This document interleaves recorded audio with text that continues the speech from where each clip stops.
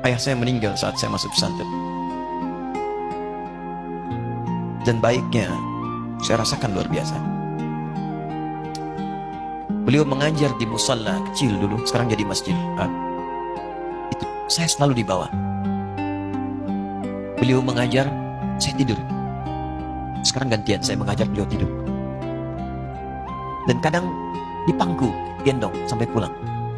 Saya pernah sengaja pura-pura tidur untuk ingin tahu apa yang dikerjakan ayah saya di jalan. Jaga betul supaya nggak bangun. Begitu saya disimpan di kasur dan bangun, diajak bercanda. Saya mau masuk pesantren, beliau nggak sempat ngantar. Saya bertemu, beliau menangis, peluk saya, minta maaf, nggak bisa ngantar ke pesantren. Saya belum mengerti apapun saat itu. Saya bertekad, insya Allah saya belajar dengan sungguh-sungguh. Sepekan, 2 pekan saya dapat panggilan pulang. Saya tanya pada kakak saya yang ikut, sekarang ada di sini. Di mana ayah? Beliau nggak jawab.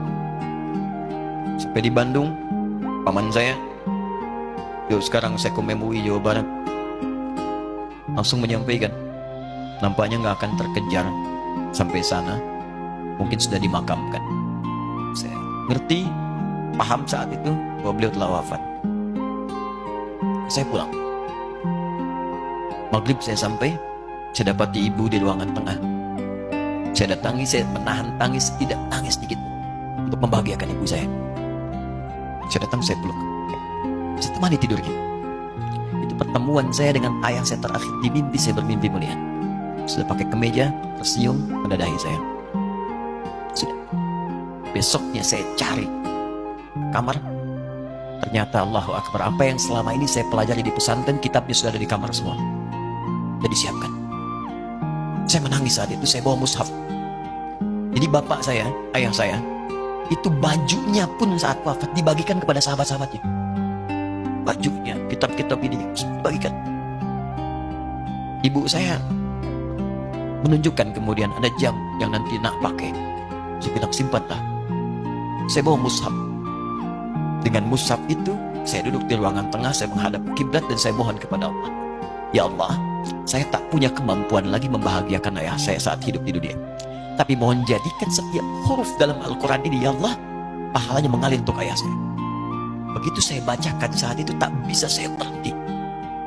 Dan tiba-tiba langsung masuk ayatnya, artinya, posisinya, nomornya. Tak pernah berhenti, masuk. Saya bertekad ingin berbuat baik. Puncaknya saya sekolah. Ibu, ya Allah, saya ingin berbakti pada ibunda saya. Anda tahu apa yang terjadi? Demi Allah saya katakan, ketika Anda bersama ibu saya, Bu, Pak, itu krisis 97, Pak. Waktu krisis, saya masuk pesantren. Saya diberikan sempurna bekal seperti anak-anak lain. Rupanya ibu saya sudah tanya pada santi-santi, orang tuanya, berapa bekal Anda kasihkan? Dikasih yang paling tinggi itu dikasihkan pada kami tiap bulan. Saya terima. 1 kali libur saya pulang dari jauh, ibu saya tersenyum melihat sedang jemur pakaian lihat saya. Begitu saya tiba, kaget saya. Ini kok pakaian ibu saya, pakaiannya nggak cocok dipakai gitu. Ini bukan pakaian ibu saya, kayak tempel lah kalau sekarang. Saya masuk ke rumah, saya kejar, saya buka pakaiannya, lemari ini. Saya nggak temukan sedikit pun. Saya kejar kakak saya, dia sudah siapkan makan.